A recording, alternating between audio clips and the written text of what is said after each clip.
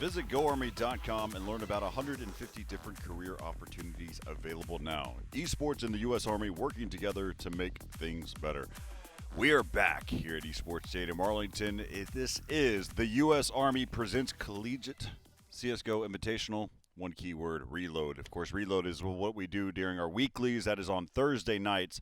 We'll be playing Call of Duty, Counter-Strike, just a various different types of team first-person shooters. And, of course, we brought that into this tournament. That is the Reload Collegiate CSGO Invitational. I'm Corey Dunn, joined here with Jonathan O. as we're about to kick off another really good series. It will be a best of one. We are in the upper bracket rounds, but let's go ahead and take a look at the schedule and where we sit at this point in time. We've had some really good matches throughout this day, and we talk about some of the matches that we had seen right out of the top. You had Purdue versus Kansas State. That was a matchup where we thought that Kansas State should have had it. But whenever we got into it, we saw the Purdue squad that was exactly the same one that faced off against Northeastern yesterday. And they came out to play, and they end up winning that series 2-1. We have a lot of cool storylines to talk about. Fresh probably pulled an all-nighter. We were pretty positive that he did. We also don't know. We think that Shot Up may have also pulled an all-nighter since it was a 10 a.m. matchup. So that'll be some of those storylines that we'll be on the lookout for. We will see them at 5 p.m. today, and they'll be playing against the loser of this next matchup that we're about to cover. But if you look at it, though, Kennesaw versus St. Clair College, that one went 2-0 in favor of Kennesaw. That was all Kennesaw. St. Clair College, they were having a lot of fun with it, but again, that's the way that one had ended, 2-0 in favor of Kennesaw. Now that brings us into our next matchup, RIT versus UCF. This is the last winners bracket semifinals that we will see in the upper bracket. Whichever team wins this, they will advance. They will play against VCU tomorrow. They will also be in the Final Four. And we'll see how that one ends up. But then, of course, like I said, Purdue will play against the team who loses out of that matchup at roughly at 5 p.m. But let's go ahead and look at the last matchup. You see there, RMU. They'll be playing against the winner of loser bracket 3. So you'll see we'll be paying attention to that one as well on where that one played out. I believe that should actually be, if I remember correctly, that should be Kennesaw. And so there it is as updates right there for us live on the broadcast there. But let's go ahead and hop into this matchup. It's going to be a good one, John. It's a best of one. We'll go ahead and introduce. You've got one top team that has been playing pretty darn well. That is Rochester Institute of Technology, RIT, as we take a look at this team here. There you have it, K22G. I mean, he's been playing lights out this whole tournament. I think he's been like the top fragger for most of these rounds. Yep. On Overpass, we've seen a lot of great stuff from him. He's normally on that B bomb site. He's able to hold his own. Farrell, when we jumped in with him on Train versus Northeastern, he got upwards to like 30-something. He was crazy. MJB, we know he loves to play aggressively with that AWP. And we see more clips here from Farrell. There you go. Great spray control. And even more clips as him as he was playing absolutely ridiculous in that match. And that is, like we mentioned, against Northeastern. And that's the lineup in front of us. We got Corrupt, MJB, Farrell, K22G, and Sav. They have all been playing so great this tournament. I mean, they're obviously one of the top seed teams, but they're also going against the number 2 seed in our tournament. And my tournament pick, UCF. Yeah, you've got K22G that stated he wants to go to Dogtown. And we'll see if he can be able to make it there or not. But they have to do it. They have to break through UCF as we take a look at this squad. UCF, University of Central Florida, they're a top quality team, as we can see some of these actions here from the Knights. They played really well as we see this one. We're going to see a lot of highlights from Overpass, and we're going to see that much more coming up. So you can see Chill Dan picking up the op shots. Char also playing really well, locking it down.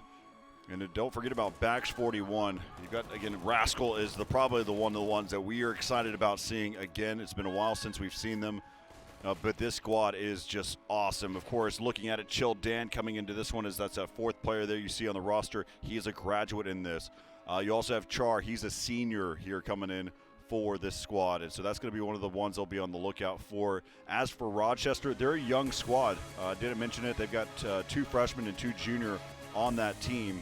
And so that's something that we'll be on the lookout for. As for UCF, they've got 2 freshmen, 1 junior, a graduate, and a senior coming in here. And, of course, the junior is Blue Sky, and then our 2 freshmen are Rascal and Bax 41. Rascal's going to be a lot of fun to watch as he continues to develop year after year after year here for UCF. But, John, it all comes down to map picks sometimes. So let's go ahead and take a look at the pick bands, and we can see it there at the very end. You can see Overpass will be our map of choice. But let's talk about a little bit how we got there. Rochester, they banned Dust 2. They banned Inferno, and they also banned Vertigo. And then on the flip side, you had Train was gone and Nuke. And then you have it right there, Mirage or Overpass. Those have been our 2 maps throughout this entire tournament. I no longer have a problem with these 2 maps anymore. Now that we're seeing some really quality play coming out across the board, of course, you can see it. We will end up on Overpass. What are your thoughts? Well, we know that UCF is great on this map. We saw it in a lot of their highlight clips. They feel comfortable, and they've shown great things for themselves on that map. They went 16 and 14, actually, I think, against – who was that? That was actually on Mirage. Yeah, let's take a look at the upper bracket, too, while we have a chance. We will showcase the knife round here, but we can look at the upper bracket, and we can kind of see a little bit more about this team and what they've got for both sides. And we'll kind of go back down to the lower part of this upper bracket, as that's where both of these teams were coming through. So you can see there, Rochester Institute of Technology, they played against UAH. They won their matchup 16-6. Then after that, RIT played against Northeastern. They sent them down to the lower bracket. That was 16-9. They won both of those games decisively. I mean, they had full control throughout both of those games. As for UCF on the flip side, UCF, they beat Miami University of Ohio 16-5, and then UCF, they defeated Kansas State. Now, you have to think about it for a little bit. Purdue was the team that took out Kansas State just a moment ago, or earlier today. And so you have to start to question, okay, well, UCF, you're a top-notch team. There's no question. But what type of team are we going to see as we head in here to Overpass? And we'll be seeing here in just a moment. We'll see the knife round coming our way. But Overpass has had several plays in this tournament. We're going to see it again. And this will decide who is going to play off against VCU in the winter bracket finals. And that's a great call out, Corey. The loser of this will play Purdue. And as you just mentioned, Purdue defeating Kansas State. And then UCF going the distance against Kansas State. So obviously we can build that storyline. But before we even get there, we got to get through this map here. And here is the knife round, Corey. And we always talked about it in these rounds. Just trying to find out who's on what side, but there it is. Rascal's able to take it. So I'd imagine we've always talked about you want to stay on the side that gives you the most momentum, hypes up your team the most, gives you the most to work with in some sense. So it's no surprise to see UCF starting off on the CT side. And we'll have to see which team comes out of the gate hotter. Will it be UCF or RIT? As you mentioned it, the winner will move on to fight VCU in the winners finals tomorrow. They will also guarantee themselves at least $500. So that's really the important part here is we're starting to get to the end of this tournament, and we're starting to get close to that prize pool. As we are working through Monster, and Corrupt finds one, and look at that. They've already got the site. There's only one player there. It's Blue Sky. We know what he can do. Oh, he's just walking on top of his head as Farrell. Took him a little bit to find the shot, but Chill Dan's there for some support. As it's now just a 2v3 as they continue the bouts. Here on the B side, it's left to K22G. He's got to hold it down for the squad, and he's not able to do it. That's behind 3 kills of Chill Dan, and there we have it. The pistol round and the knife round going in favor of UCF. I like to have everybody understand the whole storyline that is going into this matchup. Most broadcasts don't like to share all the different types of details that are going on. I have no problem with the full storyline because it is the reality of our situation. UCF really needs to win this game. And that's where it starts to create a brand new tension. The reason why they really need to win this game is because currently they are also in the upper bracket for CSL right now. And that match up for them, that best of 3, happens at 5:30. It is currently 4:09. And so not only do they need to be able to finish this game quickly, they also need to win this game because our final, or our lower bracket rounds for this next matchup with Purdue versus the loser of this game ends up playing at 5 o'clock. So there is absolutely a conflict that's happening for this team, and they need to be able to make a decision And so UCF, they want to be able to win this one. I like being able to paint everything for everyone at home so they can have a really good understanding of how it works out sometimes. There's a lot of pressure whenever you're playing in multiple tournaments. This happens for professional teams as well. Do you play in Flashpoint? Do you play in ESL? Do you play in DreamHack? Whatever. Those are all the different types of choices that teams have to make. And that's what's coming into play here as we're here in round number 2 here, John. And that's an excellent point to bring up. But as we know about this UCF roster, they take every game seriously. We heard it from Rascal himself. They do not like to underestimate any opponent.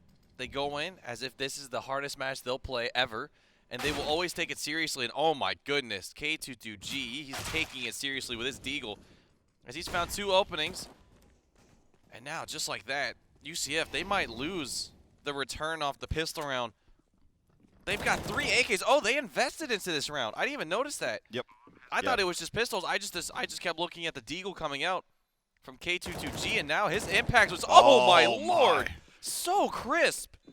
So crisp is Chilled Dan. He's got 4 kills in that round, 1 better from the previous. I'm trying to tell this story of they invested, they forced into it, they lost the pistol, and they've got AKs, but man, Chilled Dan absolutely shutting them down.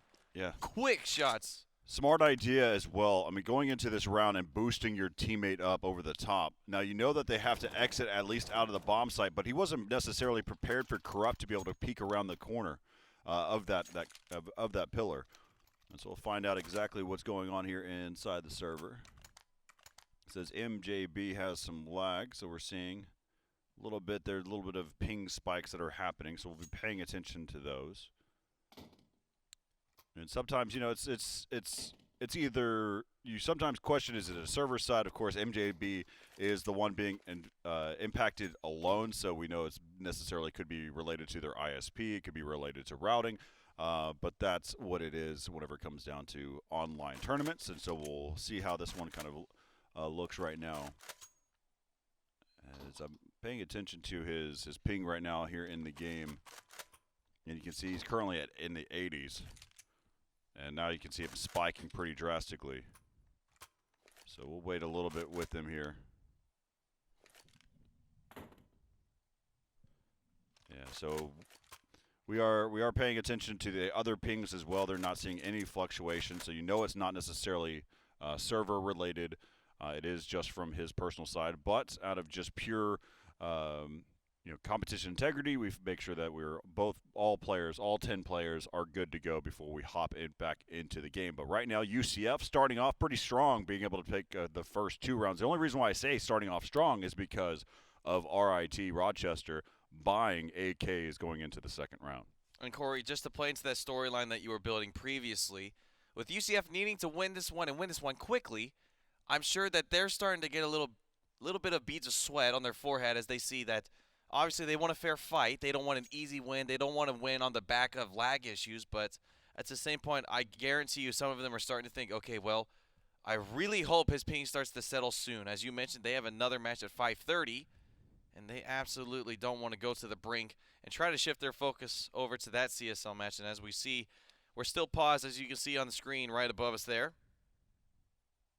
We're here in Esports Stadium, Arlington, as you can perfectly see right over my hair, which is impressive because my hair is getting pretty big. It is. That's one of the things I very much look forward to once we start seeing some normalcy, is getting a haircut. And I'm sure some people in the chat, they've shared some thoughts. It's about time that the mop is.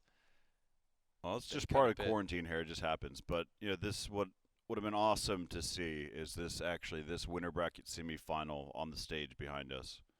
And the lights flashing and seeing the players' team names up top. The bombs ticking on the lights above the sides. Yep. We Getting saw that at ECS. Yep. The full gamut of things that are possible whenever we cover a game like Counter-Strike. So that's what we're going to be looking forward to. Of course, you see 2 freshmen that are coming in here for UCF. Rochester, they're a young team as well. So we could see both of these teams in the fall. Coming out to be able to playing up on this main stage behind us. That would be just really awesome to be able to see, have them come out and be able to experience something like this, be able to play in the team rooms. This is 100,000 square feet dedicated to esports. 28,000 is where we're at right now. I mean, you got team rooms, you got our gaming center, and what have you. So currently still not open to the public, but it will be open soon. We're working through it. Of course, Texas is pretty quickly opening up the state of Texas and businesses and things, and we're going to, of course, continue to be mindful of both what the state has to say, and then also being mindful of what all of our fans that are out there and making sure that we keep them safe as well as we bring them in and start to be able to game again together. Looking forward to it. Absolutely looking forward to it. And as you mentioned, Corey, it would have been a lot of fun seeing the players here physically, not only just on the stage, but like the interactions in the group play even. Oh, yeah. Seeing a little bit more of the, as you mentioned, just the ability to pull someone to the side, interview them on the spot, versus messaging them on Discord, seeing who's available, having the setup ready or not, and just seeing, as like you said, when someone's in a moment, like for instance, we all saw Alloy, right, when they were with UTD, and he was just going insane with that AWP. Yep. And sure, they weren't able to win that map, but he was feeling it, just grabbing him aside, getting some of his thoughts, and saying, like, hey, how did you get to that point? How are you feeling? How did you get to that zone?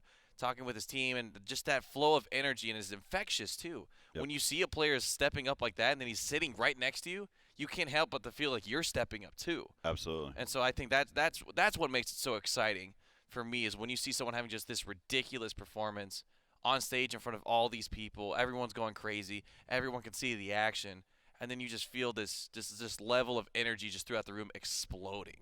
And I mean, we've seen that through some of our events here. And it's a feeling like no else. Yep. So I am so excited for whenever we can host this event again. Well, that's what we were really excited about. I mean, why we built Esports Stadium Arlington was to capture those moments. We wanted to make sure it was even something that was possible. I mean, it's the number of types of events that I've done over the years. You'd be in convention centers, you'd go to arenas, you go to all these different places, and they just didn't have everything. There was always something that was like, oh gosh, we have to work through X. It was always challenging. And when we were designing and coming up with what we wanted to do here at the stadium, we realized that we wanted to make sure everything that we knew that was a pain point going into other facilities, we wanted to make sure that it was easy. It's like, wow, you guys have thought of that, and more importantly, you're mindful of how it works. Internet.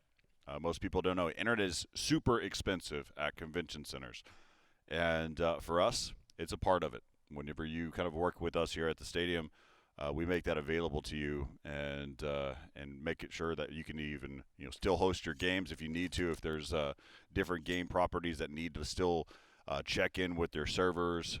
And even more importantly for broadcast, it makes it super easy to be able to broadcast. But for those of you that are just now joining us, we're not just having a quick little podcast moment. We are in a matchup between UCF and RIT. UCF is taking the first 2 rounds. MJB from Rochester was having an issue with his latency.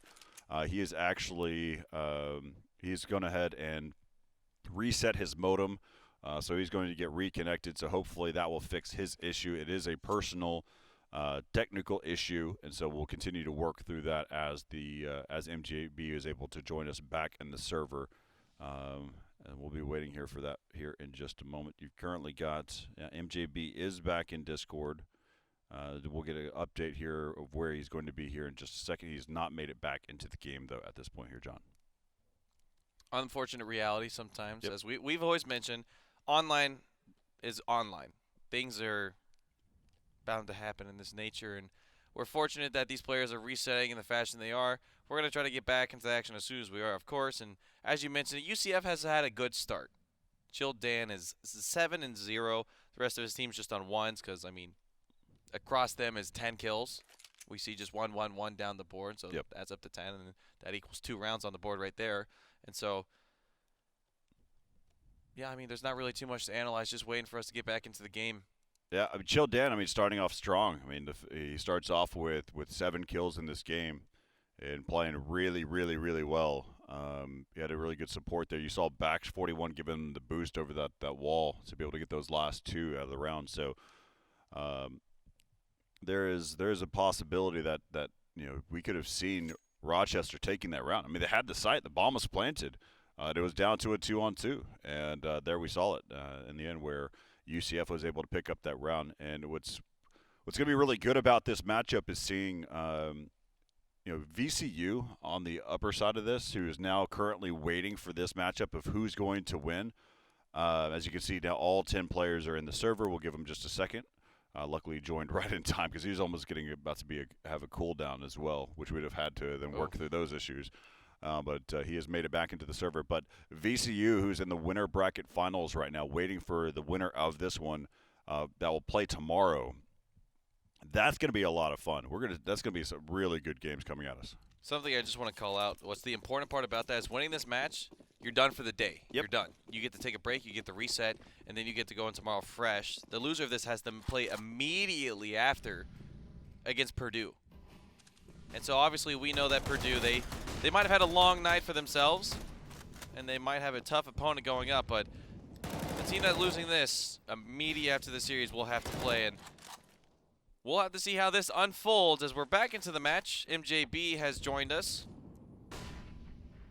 UCF finding 2 on the boards for themselves as Corrupts Dan continues his reign of terrors. He's 8-0, and he's got an AK in hand. They are against an Eco. Oh, wait a second. They've got an M4. That must have been from Backs. Backs, yeah. Yeah, they got M4. They did have a couple weapons. You can see the scout there in the hands of MJB. And we'll see if his modem reset has fixed things here. I don't believe he's been spotted until just now. Corrupt is in a pretty good position here. And Chill Dan will be able to take him out. And MJB will continue to press forward. He's got a teammate that's right there with him. And a nice shot on to Chill Dan. He tries to do the same to Blue Sky, but that's not going to happen, as UCF wins round number 3. And Blue Sky, as we know, on this very map, he had that insane 1v3 clutch against the Miami University of Ohio. Right there on that bomb site, in fact. So we know Rochester's great on this map. We know UCF is great on this map. And it's 2 great teams now trying to find who's going to move forward in the brackets, as a lot of these players on Rochester haven't exactly had the most stellar of the games for themselves. We see MJB is 0-3. We see Sav is also 0-3. Yeah, MJB is technically Farrell is also 0-3. MJB is technically 1-3. Oh, that's correct. You are correct. Thank you. He did find the pick last round on the Chill Dan. That is correct. So add 1 kill and then subtract 1 death, and so we got the result that we have. An instant smoke going down. They don't reveal Chill Dan's position. I like how Chill Dan plays this. He knows he can be able to side strafe a little bit. He spotted 1, but they double peek him at the same time. They still know where the other player is at. That's going to be Backs 41. And this time, it doesn't work out for them. The boost is not enough.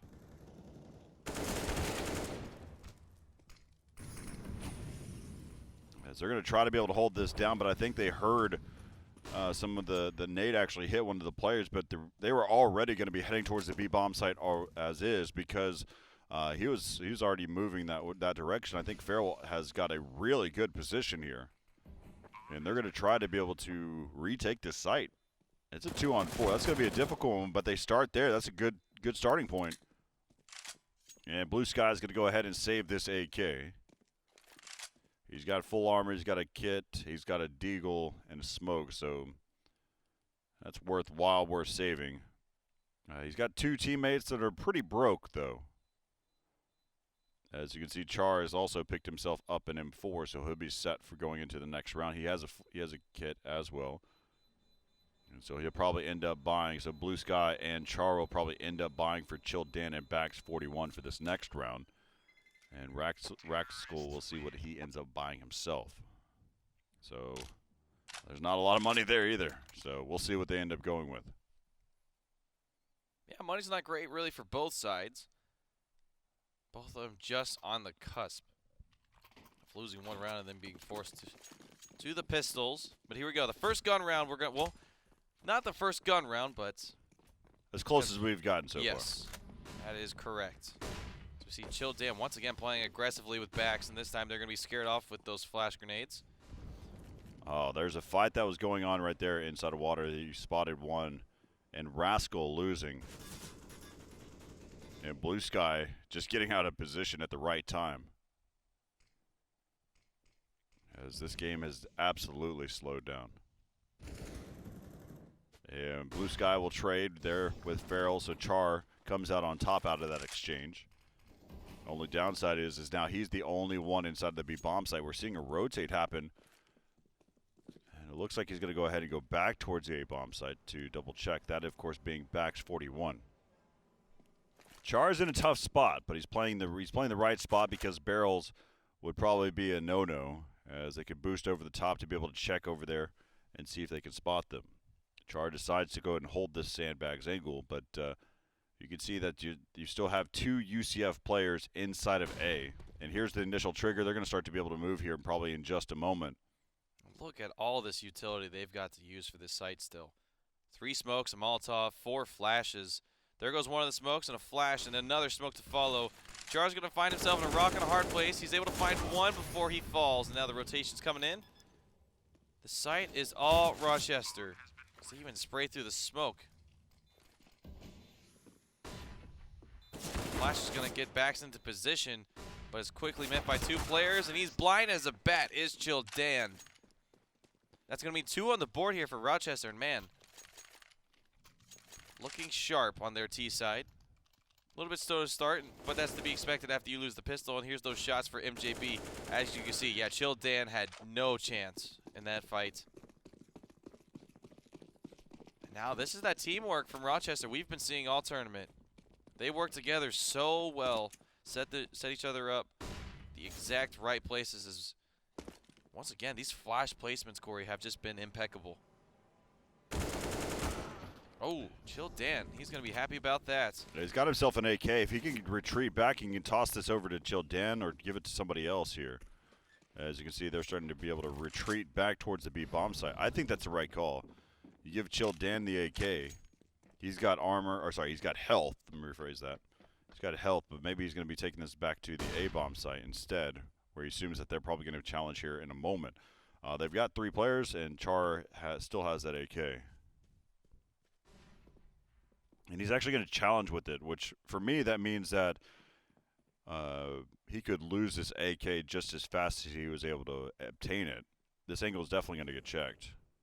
And he wide angles it, and he just misses all those shots, and that's not good. You cannot go chase after you miss that many shots. That's always a no-no. He didn't have a pistol either. He threw it over to a teammate. I'm surprised he didn't throw over the AK, as you mentioned. And now here they come. Pushing towards the site. They know they're just going against pistols, so this one should be easy. This K22G is getting low, but not low enough, as he's still in the round, and it's now down to Rascal. You got to wonder what they could have done with an AK in the hands of 100 health. But that has passed, and that opportunity is gone, as it's a 1v4. And this is impossible at this point. If Rascal, if anything, he's just trying to find a gun, but he's not able to do it. And MJB closing out that round. And that's now a tied game, Corey. We got 3-3. Yeah, watching how game has been playing, I mean, we're seeing some really both of these teams are slowly developing in this game. If you see, Rochester took a little bit of time to get to the point where they're at right now. They're starting to win some good gunfights. Now, that was, I want to backtrack again. I don't think that what Char had done doesn't make a lot of sense in twofold, where one, pushing with the AK by himself, so a teammate at that point cannot provide support. You can still watch long angles, but the goal is if you do get taken out, a teammate can pick up that same AK and see what he can do with it as well. Kind of a Russian style, a Russian military tactic from back in the World War I days. I see Rascal getting himself very far forward there on Corrupts, a connector. He's going to try and run away, and the spray is not able to be controlled from Soft, so MJB comes in with the assist. Now Rascal was just not able to clear himself, as it looks like there's a boost right behind Farrell.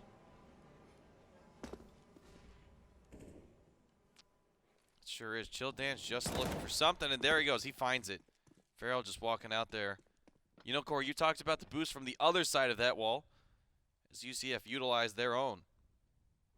We just saw one, and now Sav knows. And he's able to get back here. He's still able to make the call out saying, yes, there's still one in the A-bomb site where we can confirm that. As they're going to try to be able to attack this bomb site. Here comes the mollies over the top. See if they can be able to find some openings. They know exactly where Char is at. That's an easy one for them. And Blue Sky, they know where he's at as well. They're going to go ahead and start to collapse here on this bomb site. 10 seconds. The bomb has still not made its way down, but it won't even get the chance to make it across. Actually, it did. It just fell right next to that pillar. 4-3 now as Rochester. They do win 3 rounds in a row, but then UCF finds a way back up onto the board.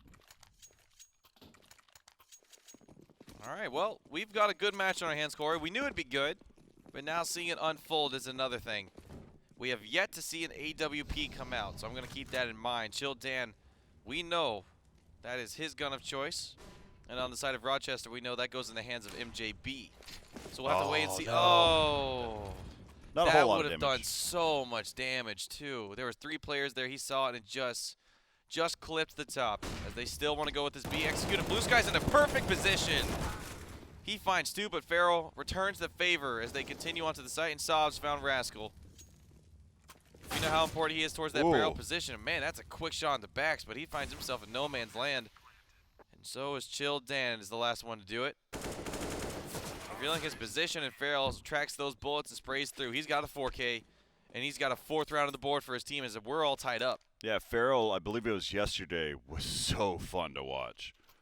It was either yesterday or the day before. Farrell is a really, really good player. He finally, for the very first time in this tournament, for what we had seen, saw him come out and start playing some really good Counter-Strike. As now we see 3 players that have been pushed up here near Party.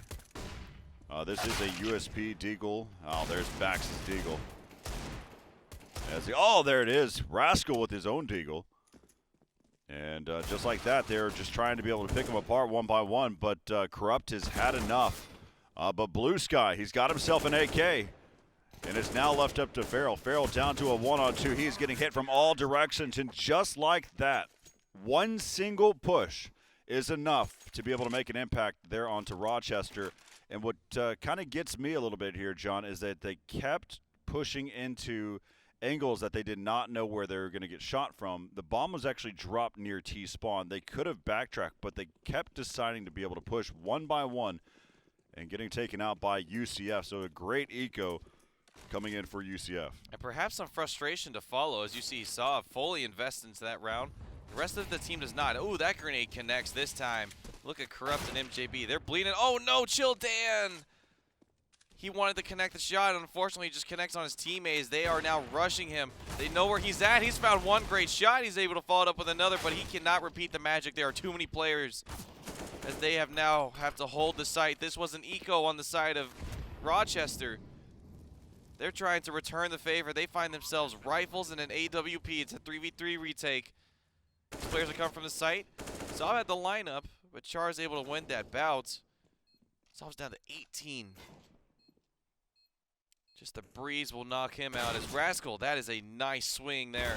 Oh, and just barely missing the shot as Saw's the last one alive. They're going to get on the bomb pretty shortly here. They're actually getting on it with the guy who does not have the kit. Might as well go for the long diffuse. And it looks like, hey, it's going to work. He's not able to find the spray, and Rascal just rushes him.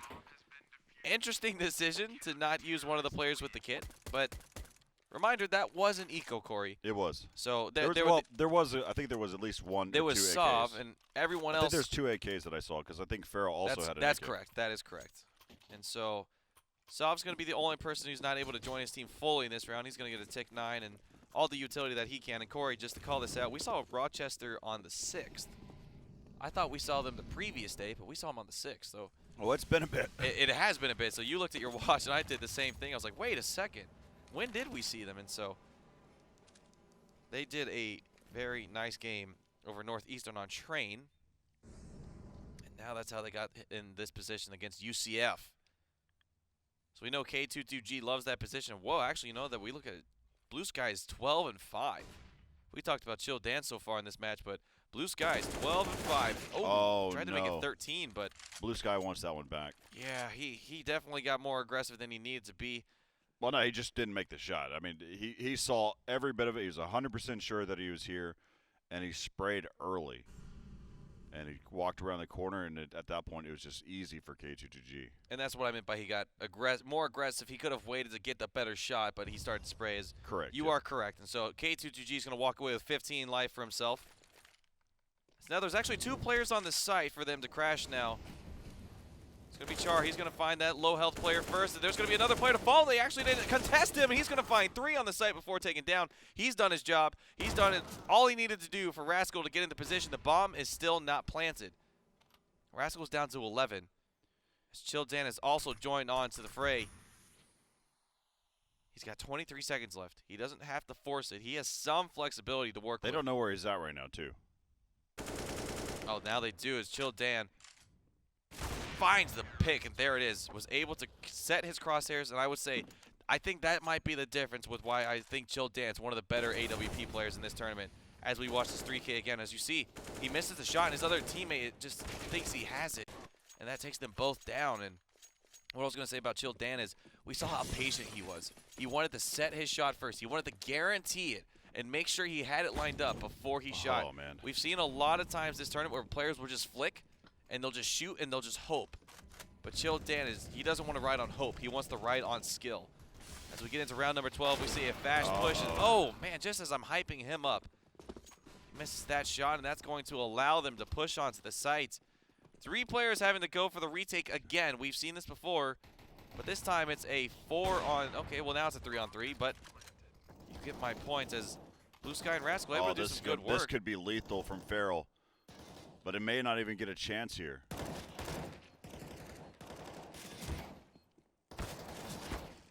Farrell's lost. He has no clue where he's at. It could have been lethal. You are absolutely right. And just if he pushed through the smoke with the Tech 9, that round would have been over fast. And actually, luckily enough, Blue Sky, as he was traversing the site, he then finds the AWP. I don't know if he was necessarily looking for it, but he does pick it up, toss it back over to Chill Dan. And so now the score 8-4. So UCF able to survive that eco. It was scary. Was a 3v4 with the bomb down as Chill Dan's actually changed positions. Gotten aggressive towards connector now. As we see it, there might be some action just outside this room. And there it is. One player pushing it. Oh no. K22G just thought he might have had the last shot. The fact that Blue Sky is able to get out of that one alive, that is not going to go well later on in this round for Rochester. You want to win those rounds or win those fights. And Rascal still holding it down inside of sandbags. And Rascal peeks. They know that a lot of damage has been caused to Blue Sky. So they'll keep trying to challenge this one. And peeking at the right time is going to be Char. He's able to take out K22G. It is a 4-on-2 right now. Blue Sky is still down at 20 HP, but 1 HP in this game is still enough. As MJB has this op, we're still right there with Corrupt as well, so they're going to be creeping their way here towards the A bomb site. There's one who is just jumping about. We'll see if MJB is able to get an angle here. Here's the footsteps, and he tries to be able to get the flick, but he's hoping that he can actually side strafe back behind the wall, but his teammate keeps running into him. That caused a little bit of conflict. And so now it's going to be left up to Corrupt. Corrupt with a nice little shot, but he will get traded. And now the score is 9-4 in favor of UCF.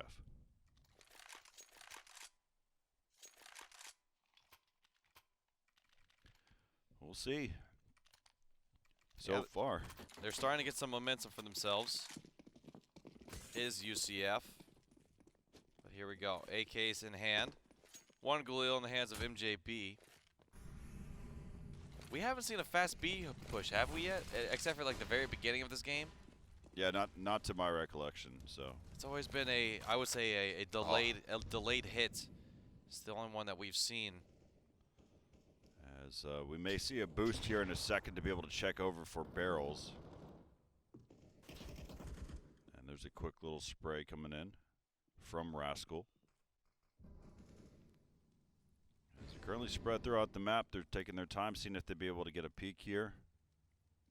All Corrupt has to do is, he could just been able to spray through. But They're absolutely taking their time before they try to be able to execute here. Bomb is yet to be picked up. 60 seconds left here in the round. And they're all just jump peeking. Just playing games of whack-a-mole here. And so far, we still have not seen an execute. I don't know if Rochester's trying to lull them to sleep before they decide to be able to have some type of attack. But 40 seconds. yeah, so the problem with attacking so late in the round is that you have to win these gunfights. And just like that, Char and Rascal go to work. And now the bomb has finally been picked up, and it will be taken out by Blue Sky. And just sometimes, you know, it depends on the type of team. If you're able to stay calm, cool, and collected, waiting patiently for an attack and being ready to pounce whenever called upon. That's kind of the U.S. Army way, really.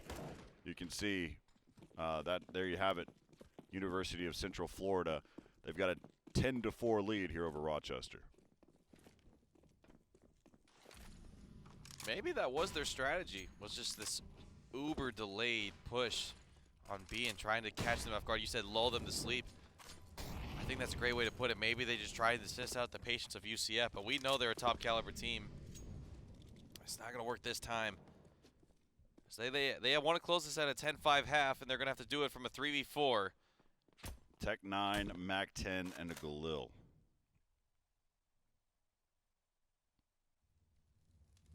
Bomb still dropped back over there, and K2GG is forced out of position.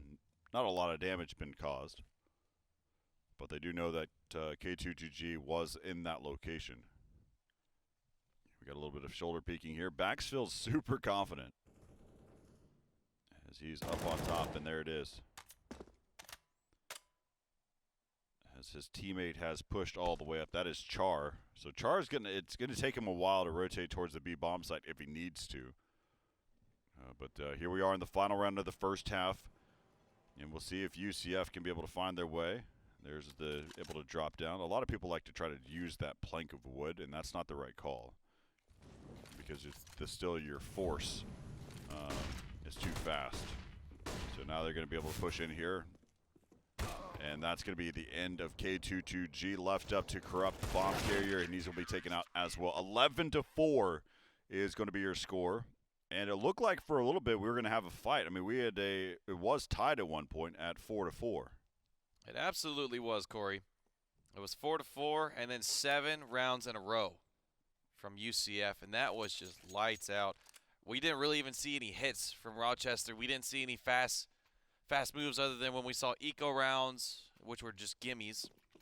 And funny enough, those were the closest rounds, is when they just ran quickly at something, had an eco, overran the likes of Chill Dan and Bax 41, and then just made their way onto the site. So, hey, maybe they should have thought to themselves, if we can work that quickly in an eco round and able to take it, then we should try that. But now they won't get the opportunity as they have swapped sides. And let's see how UCF wants to play this half. They've got some utility to work with. It seems like they're going to make this one through sandbags. Yeah, John, whichever team loses this will be facing off against Purdue. And right now, it's directly after this game. Look at all of that damage. Oh, my goodness. K2GG just barely staying alive. And here he goes. And he'll immediately get taken out of the round. And oh, my goodness. It's all that grenade damage. They didn't even have to get headshots. They walked in. One bullet. One bullet is enough after you've done so much damage. And Blue Sky, after that 4K, he's going to be leading the server at 19. Second is Chill Dan at 15. And, man, these guys are looking so sharp. Look at that. Great shot. K22G, he had like 1 health, I think. Yeah, he did. And then Corrupt was at like 12. And then Sov just died outright to the grenades. Here we go. Stacking towards restrooms is 4 players, and it seems like UCF might be walking right into this. Yeah, but Rochester did not buy a single thing. There is not an upgrade of any sort. No P250s, no smoke grenade, not a nade, not a flashbang, nothing. They are relying purely on their setup alone. And right now, Chill Dan is just walking his way. He spots the first one. Now he knows where at least one is at. And so you can start to make the assessment that there's all of them. All of them are going to be located in this area. And Bax 41 finds Corrupt. As Corrupt, it looked like he wasn't even staring at anything. He was just kind of in a void. And there's another one, and he wraps around the corner and finds another one, and there's his third one in the round, and now it's left up to Sav. Of course, a full save. They knew that this was going to be a possibility, and so right now they're unable to find any weapons either going into this round. They could have probably taken out at least one weapon, saved it. That would have saved them, could have been, $3,100 because you can only buy an M4, so. And Corey, that's what you talk about. Sometimes you worry about these teams after they win the pistol investing into these AKs, because they very well could have just run into restrooms, found 2 quick picks and maybe some trades. And if they do that, then they get themselves the AKs. They had no business in finding anything, and they don't find anything in that round. Like you said, Corey, relying on the setup, and unfortunately doesn't work out for the side of Rochester. So, 13-4. We're going to see the first gun round from Rochester, and if they're not able to win this, it could be the last. This will be 14 on the board for UCF. Then they'll have to be on an eco. And the one after that, I guess they'll have guns. But we'll have to see how we play this out. I've learned, John, this entire tournament that expect the unexpected. Absolutely. There's so many things that can make an impact in a round. A single deagle shot can finish a round and make that first impact to be able to give a player an AK, could give them a rifle that they didn't have, toss it to a teammate. The perfect nade can fly around. They could pass by each other at the right time. And so anything is possible. And right there you can see Jill Dan. He should have been taken out. He should have been traded. But he was able to backtrack and get out of that situation. Char will die in the B bomb site, though. There's only one on A. Excuse me. He's joined now by Farrell. So doing a 2-2 split. Jill Dan's watching the flank from way downtown. He's now decided to join his team. I'm wondering if that was actually a smoke setup he was getting for himself. It looks like it was. Yeah, it was. He got a smoke just right in front of the restrooms. That's what he was setting up. Yeah, Bax was spotted over in long, so they have more than enough information. And a great job by Farrell lining that shot up.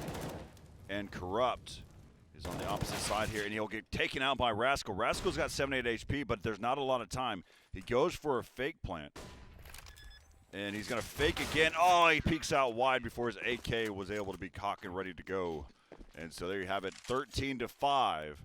Still UCF lead, but that was kind of a first partial buy that happened in the game. Now we should probably see a real gun round. Actually, I take that back. Let's see what Char ends up buying here. UCF only won 2 rounds, Corey. Yep, he goes, decides to not buy head armor. That's sometimes can be hard to do. I mean, you don't want to kind of give. It does still take 2 shots or what have you with if somebody is heading, but so we'll see. I'll consider this the first gun round that we see. Seems like UCF, they just want to spread all over the map. You see everywhere of that lower half is covered. They don't want anything to go without being seen. Spax 41 is pushing up. He's going to find 2 players here if he turns that corner. And that might be uncomfortable as he turns around and he is met by them first. They retreat to the site now. They open up that mid door, which gives the inclination that they might be pushing here towards B. They have yet to get the bomb. We see it go back now as Blue Sky. It's now just retrieved it. They've got 50 seconds on the clock to work with. Jill Dance found an opening. It's immediately traded as he tried to push through Monster. The rest of his team just being quiet, waiting for that bomb to catch up. Now the boost, just barely working out there for Rascal, but he'll take it. Oh, they line up for him. Yeah, 33 seconds here in the round. They can feel pretty confident that they're going to be heading here towards the B bomb site. You're already seeing her rotate as Corrupt is just basically waiting to push quickly, and Blue Sky falls. There's some spraying going on. He's going to peek out wide. Now he knows where one's at. Looks for, oh, he could have been able to pick up another one, but K2GG swings on him and picks up the round. 13-6 now. So 2 rounds in a row for UCF, which leads to 2 rounds in a row for Rochester. What we know about the T side, if whoever won that pistol, and since it was in the favor of UCF, we saw how they invested. They're now going to be on an eco. They've got the grenade stack. Last time they did a grenade stack, it was in the pistol round, and it worked impeccably. They took out one player outright. Oh my goodness, and they're going to do it again. The same exact position. Oh, dang it. We don't know. We'll see. And there they go. They go towards sandbags. They don't find anything. Asav's going to just join them right on the other side of the smoke. And ooh, just crisp and clean 4K coming out from him. Wasn't eco. That MP9 flies through the bullets. And look at that. He's actually 6 and 15 after a 4K. Yeah, this is how you see the grinder coming through and just lines up the shot and takes him out. So I'm sure that's going to give him some confidence back now. As it's absolutely giving him some money. Doesn't invest, keeps that MP9. Maybe smartly so, as that'll keep their economy flowing. Once again, we see two players on the A side getting very far and very aggressive. I think that's what they're most comfortable with, is Corrupt K22G. Oh, we see three players, and man, he got blinded by his teammate there. As unfortunate. Just immediately removed. As looks like we're doing another B hit. We've got another minute and 15 to work with. UCF does not have to commit just yet. Yeah, UCF has a 6-round cushion in this game as well, so they have time. I mean, 11-4 first half score is great. About to see some conflict at sandbags. Yeah, they're still playing with, that's Bax 41 who's challenging. And he's been playing with, believe that is Sav. But we're about to see these players are starting to head here towards the A-bomb site. MJB is the one that's close here. They hear all of those footsteps. And you've got Bax 41 that's watching a flank. He's going to actually rotate around. We'll talk about him in a little bit. I know we will. Oh, well, there we go. I told you it was going to be a little bit. We're talking about him now. Sav taking him out. And MJB finds himself in a nice position. He picks up one as Corrupt has spotted one. Bomb has been planted. They're doing a check over. Oh, that jump, that just over the top was enough for Chill Dan. And Corrupt just hoping to see if he can be able to get a spray here. Corrupt now the last one alive. And Chill Dan has been waiting, and now he knows exactly where he's at and shoots him through the fence as well. And so Chill Dan says, thank you for making that easy for me. And so now they're at 14-7, 2 rounds away from advancing and being in our top 4 in our winners bracket finals. And they'll be playing against VCU. So Rochester, they have to be mindful right now, because today was going to be a brutal schedule, having to play a lot of Counter-Strike. And so right now, Purdue is in the waiting to figure out which team they're going to play against. Is it going to be UCF or is it going to be Rochester? Right now, it's starting to look like it's going to be Rochester.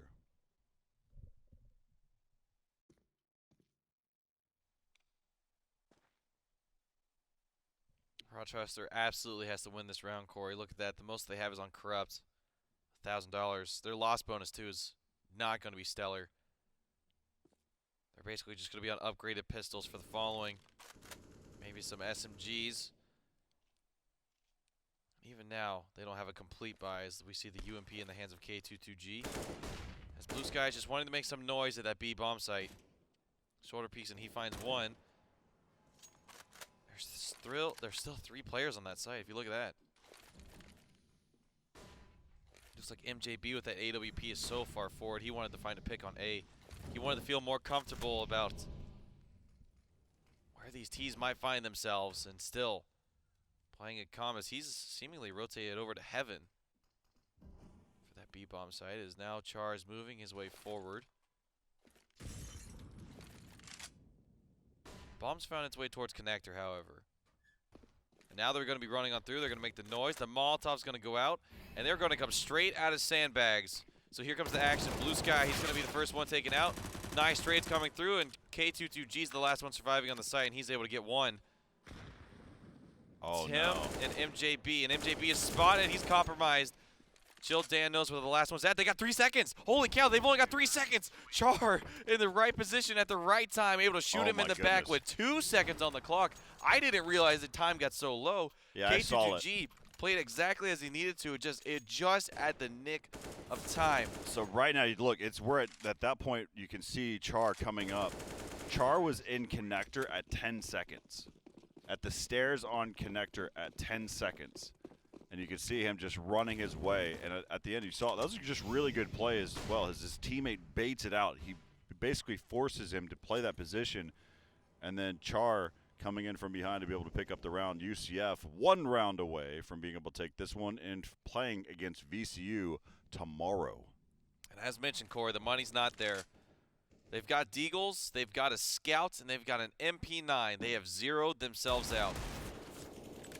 So if by some miracle they win this round, next round will not be looking good if they're not able to save or survive with enough players on their side to at least pick up some AKs. So UCF is once again setting up for a B hit. MJB's found himself in a very far forward position, and Blue Sky looks away at just the wrong moment. Oh, Char finds the spray through Sav. That's got to feel at least better that they're trading back and forth. One player is very far forward towards connector, and that's K22G. He's going to hear all these footsteps going through. He's going to be in the right position to start taking them out. He finds the first shot. He finds the second. That might be enough damage to try to slow them down as they rotate over. They're able to find some rifles on the way, too. MJB's upgraded to an AK. First on the site's Corrupt. They have to hold this site if they want to stay on this top side, but Bax finds the first shot. He does some damage before he takes them. One on a long flank right now. You can see that. That is actually, that is MJB.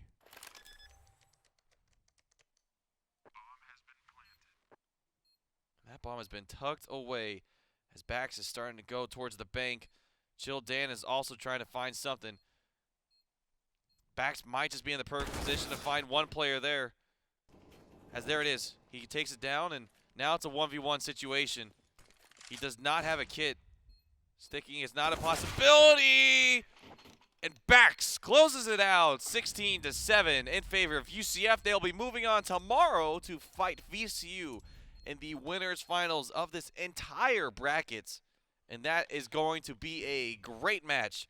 Corey, that was a that was a really slow overpass. Yeah, well, when we saw slow and steady wins the race, I mean, that was it. That would really just look like just gunfight games, seeing who could win which gunfight. And so they took that map. We've seen overpass a few different times where it actually fly by. We've seen other times where it's super slow. That was super slow. I mean, we've been on a really steady pace of maps basically lasting about 30 minutes or so. And that game lasted for a while, about 45, 50 minutes. And that's a 16-7 score line, not a 16-14, not a double overtime or anything like that.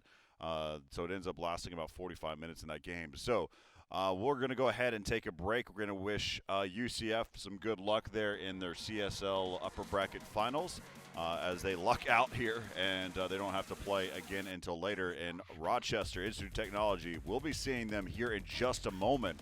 They'll be playing against Purdue. We'll give them a little bit of time to relax, but we'll be back right here from Esports Stadium.